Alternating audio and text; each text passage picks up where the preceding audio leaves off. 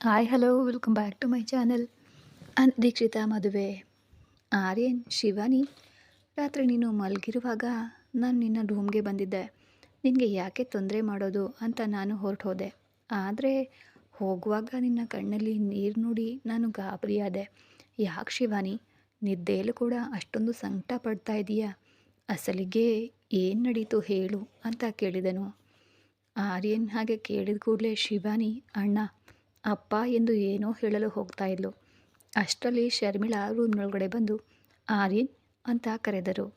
ಶರ್ಮಿಳಾಳನ್ನು ರೂಮಿನೊಳಗಡೆ ನೋಡಿದ ಕೂಡಲೇ ಶಿವಾನಿಯ ಮಾತು ಗಂಟ್ಲಲ್ಲೇ ನಿಂತೋಯ್ತು. ಆರ್ಯನ್ ಎದ್ದು ನಿಂತು ಏನು ಚಿಕ್ಕಮ್ಮ ಅಂತ ಕೇಳ್ದ. ನಿಮ್ಮ ಡ್ಯಾಡಿ ನಿನ್ನ ಜೊತೆ ಏನೋ ಮಾತಾಡಬೇಕಂತೆ ಆರ್ಯ ಅಂದ್ಲು ಶರ್ಮಿಳಾ. ಆರ್ಯನ್ ಸರಿ ಚಿಕ್ಕಮ್ಮ, 5 ನಿಮಿಷದಲ್ಲಿ ನಾನು ಬರ್ತೀನಿ, ನೀವು ನಡೀರಿ ಅಂದನು. ಅದಕ್ಕೆ ಶರ್ಮಿಳಾ ಆರ್ಯನ್ ನಿಮ್ಮ ಡ್ಯಾಡಿ ಆಫೀಸ್ಗೆ ಹೋಗುವ ಸಮಯ ಆಗ್ತಿದೆ, ಬೇಗ ಬಾ ಅಂತ ಒತ್ತಾಯಿಸಿದ್ಲು. ಆರ್ಯನ್ ಶಿವಾನಿಯ ಕಡೆ ತಿರುಗಿ ನಾನು ಡ್ಯಾಡ್ ಜೊತೆ ಮಾತನಾಡಿ ಬರ್ತೀನಿ ಅಂತ ಹೇಳಿ ಹೊರಗಡೆ ಹೋದ. ಇತ್ತ ಶರ್ಮಿಳಾ ಅಲ್ಲೇ ನಿಂತು ಏನು ಶಿವಾನಿ, ನಿಮ್ಮ ಅಣ್ಣನಿಗೆ ಏನೋ ಹೇಳಬೇಕು ಅಂತ ಅಂದ್ಕೊಂಡಿದ್ದೆ ಅನಿಸುತ್ತೆ ಅಂತ ಕೋಪದಿಂದ ಕೇಳಿದ್ಲು. ಶರ್ಮಿಳಾಳ ಕೋಪ ನೋಡಿ ಶಿವಾನಿಗೆ ಭಯ ಆಯಿತು. ಏನೂ ಇಲ್ಲ ಚಿಕ್ಕಮ್ಮ, ಅಣ್ಣ ಬಂದು ಏನು ಮಾಡ್ತಾ ಇದೀಯ ಅಂತ ಕೇಳ್ದ ಅಷ್ಟೇ ಅಂದ್ಲು. ನೋಡಿ ಶಿವಾನಿ, ನಿನ್ನೆ ನಿನ್ನನ್ನು ನೋಡಿ ಹೋದ ರಮೇಶ್ ಪೋಷಕರಿಗೆ ನಿಮ್ಮ ಡ್ಯಾಡಿ ಮಾತು ಕೊಟ್ಟಿದ್ದಾರೆ. ಈಗ ನೀನು ಈ ಮದುವೆ ಇಷ್ಟ ಇಲ್ಲ ಅಂತ ಯಾರಿಗಾದರೂ ಹೇಳಿದರೆ ಏನಾಗುತ್ತೆ ಗೊತ್ತಾ ಅಂತ ಗದರಿಸಿದ್ಲು. ಅದು ಅಲ್ಲ ಚಿಕ್ಕಮ್ಮ, ಅವನನ್ನು ಮದುವೆಯಾಗೋದು ನನಗೆ ನಿಜವಾಗ್ಲೂ ಇಷ್ಟ ಇಲ್ಲ ಅಂತ ಹೇಳಿದ್ಲು ಶಿವಾನಿ ತನ್ನ ಅಳಲನ್ನು ತೋಡ್ಕೊಂಡ್ಳು. ಆ ಮಾತು ಕೇಳಿ ಶರ್ಮಿಳಾ ಕೋಪವನ್ನು ಹತ್ತಿಕ್ಕಿಕೊಂಡ್ಳು. ಈಗ ಹಾಗೇನೆ ಅನಿಸುತ್ತೆ, ಮದುವೆ ಆದಮೇಲೆ ನೀನೇ ಇಷ್ಟಪಡ್ತೀಯ ಬಿಡು, ಆದರೆ ನಿಮ್ಮ ಡ್ಯಾಡಿಗೆ ಕೋಪ ಬರುವಂತೆ ಏನು ಮಾಡಬೇಡ ಆಯಿತಾ? ಈಗ ನಿಮ್ಮ ಅಣ್ಣ ಬಂದು ಕೇಳಿದರೆ ನೀನು ಏನು ಹೇಳಬೇಕೆಂದು ನಿನಗೆ ಅರ್ಥ ಆಗಿದೆ ಅಂತ ಅಂದ್ಕೊಳ್ತೀನಿ ಅಂದ್ಲು ಶಿವಾನಿ. ಅರ್ಥ ಆಯಿತು ಅನ್ನುವಂತೆ ತಲೆಯನ್ನು ಆಡಿಸಿದ್ಲು ಪಾಪದೋಳು. ಶರ್ಮಿಳಾ ಕೆಳಗಡೆ ಹೋಗುವಷ್ಟರಲ್ಲಿ ಪ್ರತಾಪ್ ವರ್ಮಾ ಆರ್ಯನ್ ಜೊತೆ ಶಿವಾನಿಯ ಮದುವೆ ಬಗ್ಗೆ ಮಾತನಾಡ್ತಾ ಇದ್ದ. ಆರ್ಯನ್ ತಕ್ಷಣ ನಮ್ಮ ಶಿವಾನಿಗೆ ಮದುವೆ ಇಷ್ಟವೇನಾ ಡ್ಯಾಡಿ ಅಂತ ಕೇಳ್ದ. ಅದೇನು ಆರ್ಯನ್ ಹಾಗೆ ಕೇಳ್ತೀಯ, ಇಷ್ಟ ಇಲ್ಲದೆ ಮದುವೆ ಮಾಡ್ತೀವಾ ಅಂದ್ಲು ಶರ್ಮಿಳಾ ಮಧ್ಯೆ ಪ್ರವೇಶಿಸಿ. ಅದಲ್ಲ ಚಿಕ್ಕಮ್ಮ, ಶಿವಾನಿಯನ್ನು ನೋಡಿದರೆ ಯಾಕೋ ಅವಳು ತುಂಬಾ ಬೇಸರದಲ್ಲಿದ್ದಾಳೆ ಅನ್ನಿಸ್ತಾ ಇದೆ ಅಂದನು ಆರ್ಯನ್. ಅಂಥದ್ದೇನೂ ಇಲ್ಲ ಆರ್ಯನ್, ನಿನ್ನೆ ಆ ಹುಡುಗ ಬಂದಾಗ ಅವಳೇ ಅವನ ಜೊತೆ ಚೆನ್ನಾಗಿ ಮಾತಾಡಿದ್ದಾಳೆ ಅಂತ ಶರ್ಮಿಳಾ ಹೇಳಿದ್ಲು. ಏನು ಚಿಕ್ಕಮ್ಮ, ನಿನ್ನೆ ಆ ಹುಡುಗ ಕೂಡ ಬಂದಿದ್ದಾನ? ನನಗೆ ಒಂದು ಮಾತು ಕೂಡ ಹೇಳಿಲ್ವಲ್ಲ, ಹೇಳಿದರೆ ನಾನು ಕೂಡ ಬರ್ತಾ ಇದ್ದೆ ಅಲ್ವಾ ಅಂದನು ಆರ್ಯನ್. ಯಾವಾಗಲೂ ಏನು ಹೇಳಿದರೂ ಹ್ಞೂ ಅಂತ ಹೋಗ್ತಾ ಇದ್ದ ಆರ್ಯನ್ ಇಂದು ಹೀಗೆ ಪ್ರಶ್ನೆ ಮಾಡ್ತಾ ಇರೋದನ್ನು ನೋಡಿ ಶರ್ಮಿಳಾಗೆ ಆಶ್ಚರ್ಯ ಆಯಿತು. ಶಿವಾನಿಯ ಮದುವೆ ಅಂದರೆ ಅಣ್ಣನಾಗಿ ನಾನು ಪಕ್ಕದಲ್ಲಿ ಇರಬೇಕು ಅಲ್ವಾ ಚಿಕ್ಕಮ್ಮ, ನನಗೆ ಯಾಕೆ ಹೇಳಲಿಲ್ಲ ನೀವು ಅಂತ ಕೇಳಿದನು ಆರ್ಯ. ಪ್ರತಾಪ್ ವರ್ಮಾ ಮತ್ತು ಶರ್ಮಿಳಾ ಇಬ್ಬರು ಆರ್ಯನ ಅಲ್ಲದ ಈ ಬದಲಾವಣೆಯನ್ನು ನೋಡಿದ್ದಂಗಾದರು. ಡ್ಯಾಡಿ, ನೀವೇನಾದರೂ ನನಗೆ ಕಾಲ್ ಮಾಡಬೇಕಿತ್ತು ತಾನೇ ಅಂದ. ಪ್ರತಾಪ್ ವರ್ಮಾ ತಡಬಡಾಯಿಸುತ್ತಾ ನೀನು ಕೆಲಸದಲ್ಲಿ ಇರ್ತೀಯಾ ಅಂತ ಹೇಳಲಿಲ್ಲ ಆರ್ಯನ್ ಅಂದನು. ಅದಕ್ಕೆ ಆರ್ಯನ್, ನಾನು ಕೆಲಸದಲ್ಲಿದ್ದರೆ ಫೋನ್ ಮಾಡಿ ಹೇಳಲು ನಿಮಗೇನಾಗಿತ್ತು ಡ್ಯಾಡಿ? ತಂಗಿಯೇ ಮದುವೆಗಿಂತ ನನಗೆ ಕೆಲಸ ದೊಡ್ಡದಾಗುತ್ತದೆ ಅಂತ ನಿಮ್ಗನ್ಸುತ್ತಾ ಅಂತ ಪ್ರಶ್ನಿಸಿದ. ಶರ್ಮಿಳಾಗೆ ಆರ್ಯನ್ ಮಾತಿನ ರೀತಿ ಕಂಡು ಕೋಪ ಬಂತು. ಆದರೆ ಇಷ್ಟು ದಿನ ಮನೆಯ ಬಗ್ಗೆ ತಲೆ ಕೆಡಿಸ್ಕೊಳ್ದವನು ಇಂದು ಹೊಸದಾಗಿ ಮಾತನಾಡ್ತಾ ಇದ್ದಾನೆ ಅಂತ ಅಂದ್ಕೊಂಡು ಹೊರಗಡೆ ನಗ್ತಾ, ಅದಲ್ಲ ಆರ್ಯ, ಇಷ್ಟು ದಿನ ಯಾವ ವಿಷಯ ಹೇಳಿದರೂ ನೀವೇ ನೋಡ್ಕೊಳ್ಳಿ ಅಂತ ಇದ್ದೆ ಅಲ್ವಾ? ಆ ನಂಬಿಕೆಯಿಂದನೇ ನಾವು ನಿನ್ನೆ ಬಂದವರನ್ನು ನೋಡಿಕೊಂಡ್ವು. ಅದು ಕೂಡ ಹುಡುಗ ಮಾತ್ರ ಬಂದಿದ್ದುದು. ನಿನಗೆ ರಾತ್ರಿ ಹೇಳೋಣ ಅಂದರೆ ನೀನು ಲೇಟಾಗಿ ಬಂದೆ, ಅದಕ್ಕೆ ಈಗ ಹೇಳ್ತಾ ಇದ್ದೇವೆ ಅಂದ್ಲು. ಶರ್ಮಿಳಾ ಹೇಳೋದ್ರಲ್ಲೂ ನಿಜ ಇದೆ ಅಂತ ಆರ್ಯನ್ಗೆ ಅನಿಸಿತು. ಹಾಗಾಗಿ ನೀವು ಹೇಳೋದು ಸರಿ ಚಿಕ್ಕಮ್ಮ, ಇಷ್ಟು ದಿನ ಯಾವುದನ್ನು ಗಮನ ಹರಿಸಲಿಲ್ಲ ನಾನು, ಆದರೆ ಇನ್ಮುಂದೆ ಹಾಗೆ ಇರೋದಿಲ್ಲ ಚಿಕ್ಕಮ್ಮ. ನಾನು ಹೋಗಿ ಶಿವಾನಿಗೆ ಈ ಮದುವೆ ಇಷ್ಟನೋ ಇಲ್ವೋ ಅಂತ ಕೇಳ್ಕೊಂಡು ಬರ್ತೀನಿ ಅಂತ ಹೇಳಲು ಹೋದವನಿಗೆ ಪ್ರತಾಪ್ ವರ್ಮಾ ತಡೆದು, ಆರ್ಯನ್, ನಿನ್ನ ಜೊತೆ ಇನ್ನೊಂದು ವಿಷಯ ಮಾತಾಡಬೇಕು ಕಣೋ ಅಂದರು. ಇನ್ನೊಂದು ವಿಷಯವೇನು ಡ್ಯಾಡಿ? ಶಿವಾನಿಯ ಮದುವೆ ಜೊತೆಗೆ ನಿನ್ನ ಮದುವೆಯನ್ನು ಮಾಡಬೇಕು ಅಂತ ಅಂದ್ಕೊಂಡಿದ್ದೀನಿ ಅಂದನು ಪ್ರತಾಪ್ ವರ್ಮಾ. ಆರ್ಯನ್ ಆಶ್ಚರ್ಯದಿಂದ ನನಗೆ ಮದುವೆನಾ ಅಂದನು. ಅದಕ್ಕೇನಂತೆ ಆರ್ಯನ್, ನೀನು ಮದುವೆ ಮಾಡ್ಕೊಳ್ಳೋದಿಲ್ವಾ ಅಂತ ಪ್ರತಾಪ್ ಕೇಳಿದರು. ಡ್ಯಾಡಿ, ನನಗೆ ಈಗಲೇ ಮದುವೆಯಾಗುವ ಇಚ್ಛೆ ಇಲ್ಲ.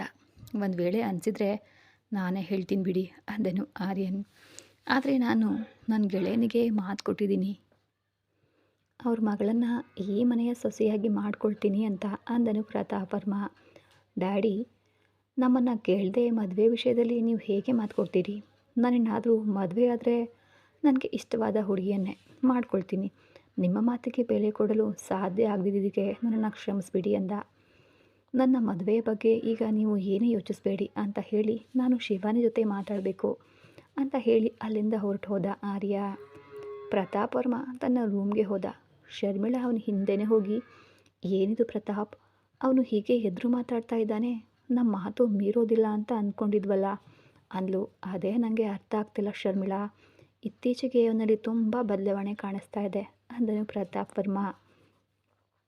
ನಾನು ಕೂಡ ಅದನ್ನೇ ಹೇಳ್ತಾ ಇರೋದು.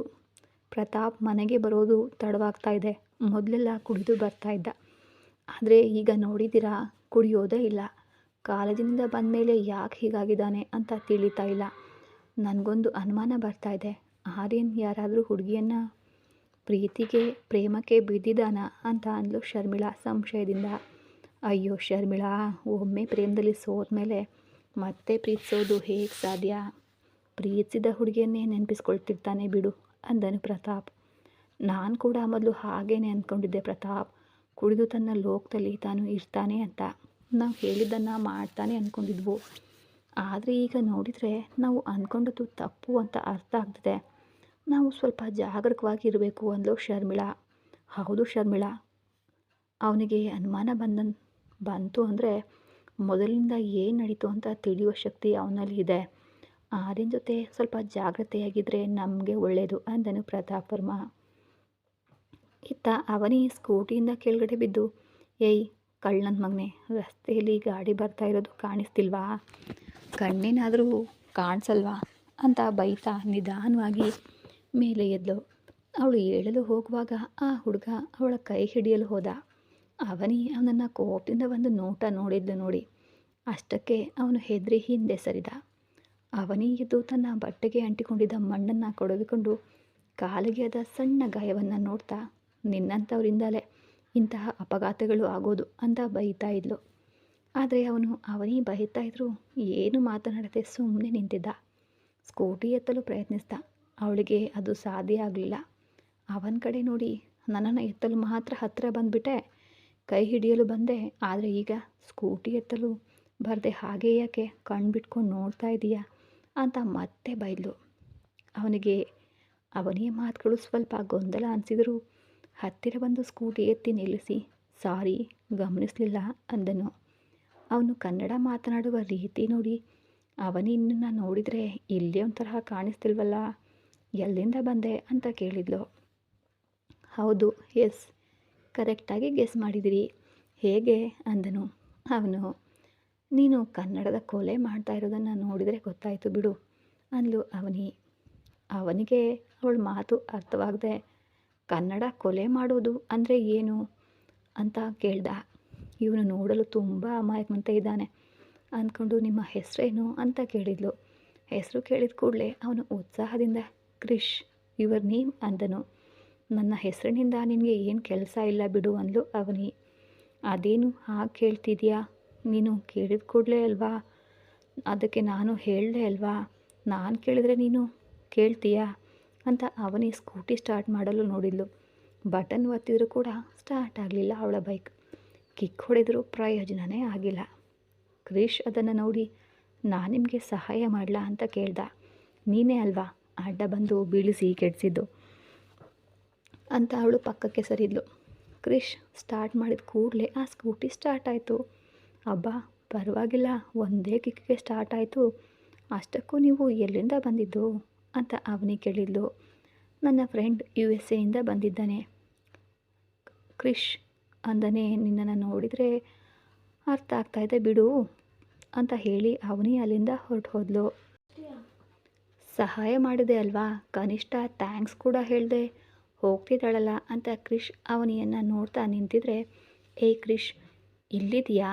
ನಿನಗಾಗಿ ಅಲ್ಲಿ ಎಲ್ಲ ಕಡೆ ಹುಡುಕ್ತಾ ಇದ್ದೇನೆ, ಬಾ ಹೋಗೋಣ. ನಿನ್ನನ್ನು ಇಲ್ಲೇ ಇರಲು ಹೇಳಿದರೆ ನೀ ಎಲ್ಲಿಗೆ ಹೋಗಿದೆ ಅಂದ್ಲು ಶ್ರೀಜಾ ಕೇಳಿದ್ಲು. ಇವರಿಬ್ಬರ ಮಧ್ಯೆ ಏನಾದರೂ ಪ್ರೀತಿ ಆಗುತ್ತಾ? ಅವನಿ ಮತ್ತು ಕ್ರಿಶ್ ಮಧ್ಯೆ? ನಿಮ್ಮ ಅನಿಸಿಕೆಗಳನ್ನು ಕಮೆಂಟ್ ಮೂಲಕ ತಿಳಿಸಿ. ಇವರ ಜಗಳದಿಂದ ಪ್ರೀತಿ ಶುರುವಾಗುತ್ತಾ ಅಂತ. ಎದುರಿಗಿದ್ದ ಶಾಪ್ನಲ್ಲಿ ವಾಟರ್ ಬಾಟಲ್ ತರಲು ಹೋಗಿದ್ದ ಶ್ರೀಜಾ, ಸರಿ ಬಾ, ಬೇರೆ ಕ್ಯಾಬ್ ಬಂದಿದೆ ಹೋಗೋಣ ಅಂತ ಶ್ರೀಜಾ ಹೇಳಿದ್ಲು.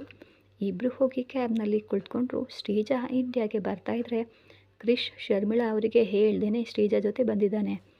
ಆದರೆ ಅವನಿಗೆ ಅಡ್ರೆಸ್ ಗೊತ್ತೇ ಇಲ್ಲ. ಈಗಲೇ ಬಂದಿದ್ದಾನೆ ಅಲ್ವಾ ಅಂತ ಹೇಳೋದು ಯಾಕೆ, ಒಂದು ವಾರ ಬಿಟ್ಟು ಹೇಳೋಣ ಅಂತ ಶ್ರೀಜಾ ಮನೆಗೆ ಹೋಗ್ತಾ ಇದ್ದೇನೆ. ಶ್ರೀಜಾ ಕೂಡ ತನ್ನ ಊರಿಗೆ ಹೋಗದೆ ಮೊದಲು ತನ್ನ ಭಾವನ ಹತ್ರ ಬಂದಿದ್ದಾಳೆ. ಏರ್ಪೋರ್ಟ್ನಿಂದ ಬರ್ತಾ ಇರುವಾಗ ಅವರ ಕ್ಯಾಬ್ ಕೆಟ್ಟು ಹೋಗಿತ್ತು. ಶ್ರೀಜಾ ಇನ್ನೊಂದು ಕ್ಯಾಬ್ ಬುಕ್ ಮಾಡೋ ಅಷ್ಟರಲ್ಲಿ ಕ್ರಿಶ್ ರಸ್ತೆ ದಾಟುವಾಗ ಅವನಿ ಬೈಕ್ಗೆ ಅಡ್ಡ ಬಂದು ಅವನಿಯನ್ನು ಕೆಳಗಡೆ ಬೀಳಿಸಿದ್ದ. ಕ್ರಿಶ್ ಏನೋ ಆಲೋಚಿಸ್ತಾ ಇದ್ದ. ನೋಡಿ ಶ್ರೀಜಾ, ಏನಾಯಿತು ಕ್ರಿಶ್, ಯಾಕೋ ಹೀಗಿದೆಯಾ ಅಂದ್ಲು. ಇಂಡಿಯಾಗೆ ಬರಬೇಕು ಅಂತ ಅಷ್ಟೊಂದು ಆತರ ಪಟ್ಟೆ ಅಲ್ವಾ, ಮತ್ತು ಯಾಕೆ ಹೀಗೆ ಸೈಲೆಂಟಾಗಿ ಕುಳಿತಿದೆಯಾ ಅಂತ ಕೇಳಿದ್ರು ಶ್ರೀಜಾ.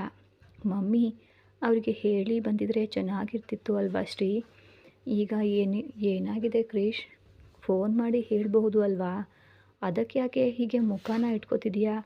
ನೀನು ಹೀಗಿದ್ರೆ ನನಗೆ ನೋಡಲು ಆಗೋದಿಲ್ಲಪ್ಪ, ನನಗೆ ಹಳೆ ಖುಷಿಯಾದ ಕ್ರಿಶ್ ಬೇಕು ಅಂದ್ಲು ಶ್ರೀಜಾ. ತಲೆಗೆ ಮೆತ್ತಿಗೆ ಹೊಡೆದ ಕ್ರಿಶ್, ನಾನು ಮಮ್ಮಿ ಬೈತಾರೆ ಅಂತ ಹೆದರಿ ಸಾಯ್ತಾ ಇದ್ದೀನಿ, ನಿನಗೆ ಜೋಕ್ ಅನ್ನಿಸ್ತಿದೆಯಾ? ಯಾಕೆ ಭಯ? ನೀನೇನು ಸಣ್ಣ ಮಗುವಾ? 25 ವರ್ಷ ವಯಸ್ಸಾಗಿದೆ ನಿನಗೆ, ಇನ್ನೂ ಏನೋ ಭಯ? ಅಂದ ಹಾಗೆ ನೀನೇನು ತಪ್ಪು ಮಾಡಿದೀಯಾ ಹೆದರಲು ಹೇಳು? ಅಲ್ಲಿ ಅನಾಥನಂತೆ ಇರುವ ಬದಲು ಇಲ್ಲಿ ಎಲ್ಲರ ಮಧ್ಯೆ ಇರಬೇಕು ಅಂತ ಇಂಡಿಯಾಗೆ ಬಂದಿದೀಯಾ ಅಷ್ಟೇ ಅಲ್ವಾ? ನನ್ನ ಮಾತು ಕೇಳಿ ಮನೆಯವರಿಗೆ ಫೋನ್ ಮಾಡು ಅಂದ್ಲು ಶ್ರೀಜಾ.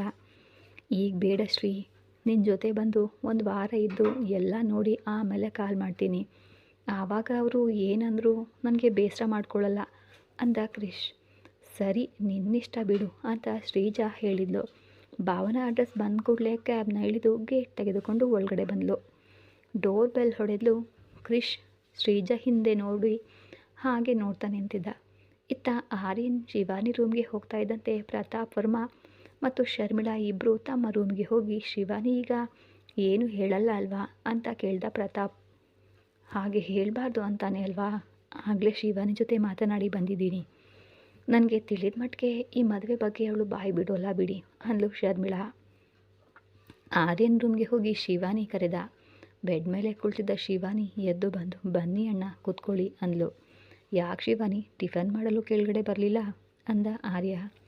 ಹಸಿವಿಲ್ಲ ಅಣ್ಣ, ಸ್ವಲ್ಪ ಹೊತ್ತು ಆಮೇಲೆ ಮಾಡ್ತೀನಿ, ಇಂದು ನಿಮಗೆ ಆಫೀಸ್ ಇದೆಯಲ್ಲ ಅಂತ ಶಿವಾನಿ ಕೇಳಿದ್ಲು. ಹೌದು ಹೋಗಬೇಕು, ಆದರೆ ಶಿವಾನಿ ನಿನಗೆ ಈ ಮದುವೆ ಇಷ್ಟನಾ ಅಂತ ಕೇಳ್ದ. ಇಲ್ಲ ಅಣ್ಣ ಅಂತ ಜೋರಾಗಿ ಕೂಗಿ ಹೇಳಬೇಕು ಅನಿಸ್ತು ಅವಳಿಗೆ. ಆದರೆ ಬಲವಂತವಾಗಿ ದುಃಖವನ್ನು ಹತ್ತಿಕ್ಕಿ ಮುಖದ ಮೇಲೆ ನಗು ತಂದ್ಕೊಂಡು, ಇಷ್ಟ ಅಣ್ಣ ಅಂದ್ಲು ಪಾಪದವಳು. ಶಿವಾನಿ ಏನೋ ಮುಚ್ಚಿಡ್ತಾ ಇದ್ದಾಳೆ ಅಂತ ಆರ್ಯನ್ಗೆ ಅನುಮಾನ ಬಂತು. ಆದರೆ ಈಗ ಕೇಳಿದರೆ ಅವಳು ಹೇಳಲ್ಲ ಅಂತ ತಿಳಿದು, ಸರಿ ಶಿವಾನಿ, ಜಾಸ್ತಿ ಯೋಚನೆ ಮಾಡಬೇಡ, ಕೆಳಗಡೆ ಬಾ, ನಾನು ರೆಡಿಯಾಗಿ ಬರ್ತೀನಿ, ಇಬ್ಬರು ಕೂಡ ಸೇರಿ ಟಿಫನ್ ಮಾಡೋಣ ಅಂತ ಹೇಳಿ ಹೊರಟು, ಅಣ್ಣ ನಾನು ಬರ್ತೀನಿ ನೀವು ಹೊರಡಿ ಅಂದ್ಲು. ಶಿವಾನಿ ಆರ್ಯನ್ ಹೋದ ತಕ್ಷಣ ಶಿವಾನಿ ಅಲ್ಲಿವರೆಗೆ ಅಂದ್ಕೊಂಡಿದ್ದ ನೋವನ್ನು ಅಳ್ತಾ ಹೊರ ಹಾಕಿದ್ಲು. ಆರ್ಯನ್ ತನ್ನ ರೂಮ್ಗೆ ಹೋಗಿ ಶಿವಾನಿ ಏನು ಮುಚ್ಚಿಡ್ತಾ ಇದ್ದಾಳೆ, ಅವಳು ಏನು ಮುಚ್ಚಿಡ್ತಾ ಇದ್ದಾಳೆ ಅಂತ ತಿಳಿಯೋದು ಹೇಗೆ ಅಂತ ಆಲೋಚಿಸ್ತಾ ಇರುವಾಗ ಜಾಹ್ನವಿ ನೆನಪಾದ್ಲು. ಹೌದು, ಅವಳಾದರೆ ಕರೆಕ್ಟ್, ಜಾಹ್ನವಿಯನ್ನು ಭೇಟಿಯಾಗಿ ಶಿವಾನಿ ಬಗ್ಗೆ ತಿಳ್ಕೊಳ್ಳಲು ಹೇಳಬೇಕು ಅಂತ ಹೊರಗಡೆ ಬಂದ. ಶಿವಾನಿ ಕೆಳಗಡೆ ಬಂದು ಆರ್ಯನ್ಗಾಗಿ ಕಾಯ್ತಾ ಇದ್ಲು. ಇತ್ತ ಆರ್ಯನ್ ಕೆಳಗಡೆ ಬಂದು, ಕುಳಿತುಕೋ ಶಿವಾನಿ ಅಂದ. ನಾನು ಬಡಿಸ್ತೀನಿ, ಮೊದಲು ನೀನು ತಿನ್ನು ಅಣ್ಣ ಅಂದ್ಲು ಶಿವಾನಿ. ಅದೇನು ಬೇಡ, ಕೂತ್ಕೋಮ್ಮ, ಇಬ್ಬರು ಒಟ್ಟಿಗೆ ತಿನ್ನೋಣ, ಹೀಗೆ ಜೊತೆಗೆ ಕುಳಿತು ತಿಂದು ಎಷ್ಟೋ ದಿನ ಆಯಿತು ಅಲ್ವಾ ಅಂತ ಆರ್ಯನ್ ವೇದಾಂತ್ ಹಾಗೆ ಅಂತ ಇದ್ದಂತೆ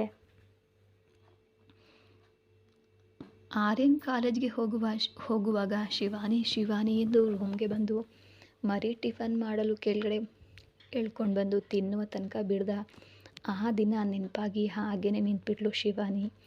ಶಿವು, ಏನು ಯೋಚನೆ ಮಾಡ್ತಿದ್ದೀಯಪ್ಪ, ಕೂತ್ಕೋ ಅಂದ ಕೂಡಲೇ ನೀವು ಕಾಲೇಜ್ ಸಮಯದಲ್ಲಿ ಹೇಗಿದ್ರಿ ಅಂತ ನೆನಪಾಯಿತು ಅಣ್ಣ ಅಂದ್ಲು. ಇಷ್ಟು ವರ್ಷಗಳಿಂದ ಶಿವಾನಿನ ದೂರ ಮಾಡಿ ಎಷ್ಟು ನೋವು ಕೊಟ್ಟೆ ಅಂತ ನೆನೆಸ್ಕೊಂಡು ಆರ್ಯನ್ಗೆ ಸಂಕಟ ಆಯಿತು. ಅವಳನ್ನು ಹತ್ತಿರಕ್ಕೆ ಕರ್ಕೊಂಡು ಬಂದು ಇಷ್ಟು ದಿನ ನೀನು ಹೇಗಿದೆಯಾ ಅಂತ ಕೂಡ ನೋಡಿದೆ, ನನ್ನ ಜೀವನದಲ್ಲಿ ನಡೆದ ಒಂದು ಘಟನೆಯನ್ನು ಹಿಡ್ಕೊಂಡು ನಿನ್ನನ್ನು ದೂರ ಇಟ್ಟೆ. ಈ ಅಣ್ಣನನ್ನು ಕ್ಷಮಿಸು ಶಿವಾನಿ ಅಂತ ಭಾವುಕನಾಗಿ ಹೇಳ್ದ ಆರ್ಯ. ಅಣ್ಣ, ನೀನು ನನಗೆ ಯಾಕೆ ಕ್ಷಮೆ ಕೇಳ್ತೀಯ ಬಿಡು, ನೀನೇನು ಅಂತ ನನಗೆ ಗೊತ್ತಿಲ್ವಾ, ಮೊದಲು ತಿನ್ನು ಅಣ್ಣ ಅಂತ ಪ್ಲೇಟ್ನಲ್ಲಿ ಇಡ್ಲಿ ಹಾಕಿದ್ಲು. ಅವಳನ್ನು ಪಕ್ಕದಲ್ಲೇ ಕೂರಿಸ್ಕೊಂಡ ಆರ್ಯನ್ ಇಡ್ಲಿ ತುತ್ತನ ಮುರಿದು ಶಿವಾನಿ ಬಾಯಿಗೆ ಇಟ್ಟ. ಅಷ್ಟರಲ್ಲಿ ಕೆಳಗಡೆ ಬರ್ತಾ ಇದ್ದ ಶರ್ಮಿಳಾ ಮತ್ತು ಪ್ರತಾಪ್ ವರ್ಮಾ ಆರ್ಯನ್ ಶಿವಾನಿಗೆ ತಿನ್ನಿಸ್ತಾ ಇರೋದನ್ನು ನೋಡಿದರು. ಅಣ್ಣ ತಿನ್ನಿಸ್ತಾ ಇದ್ರೆ ಶಿವಾನಿ ತುಂಬಾ ಸಂತೋಷದಿಂದ ತಿಂತಾ ಇದ್ಲು. ಇಬ್ಬರು ಹಾಗೆ ಇರೋದನ್ನು ನೋಡಿ ಶರ್ಮಿಳಾ ಮನಸ್ಸು ಕೋಪದಿಂದ ಉರಿದು ಹೋಯಿತು. ಎಷ್ಟೇ ಆದರೂ ಮಲ್ತಾಯಿ ಅಲ್ವಾ, ಇವರ ಮುಖದಲ್ಲಿ ನಗು ನೋಡಬಾರ್ದು ಅಂದ್ಕೊಂಡ್ರೆ ಮತ್ತೆ ನಗ್ತಿದ್ದಾರಲ್ಲ, ಈ ಮದುವೆ ಮೂಲಕನಾದರೂ ಸರಿ ಈ ಶಿವಾನಿ ನಗುವನ್ನು ನಾನು ಕಿತ್ಕೊಳ್ಳೇಬೇಕು ಅಂತ ಮನಸ್ಸಿನಲ್ಲಿ ಅಂದ್ಕೊಂಡ್ಳು. ಆದರೆ ಹೊರಗಡೆ ನಗು ಮುಖ ಮಾಡಿಕೊಂಡು ಅಣ್ಣ ತಂಗಿ ಇಬ್ಬರು ಒಬ್ಬರಿಗೊಬ್ಬರು ತಿನ್ನಿಸ್ತಾ ಇದ್ರೆ ಎಂದು ಬಂದಳು.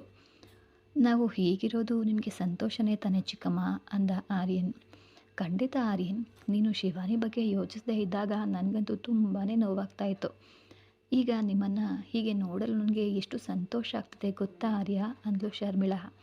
ಇನ್ನು ಮುಂದೆ ನಾವು ಯಾವಾಗಲೂ ಹೀಗೆ ಇರ್ತೀವಿ ಬಿಡಿ ಚಿಕ್ಕಮ್ಮ.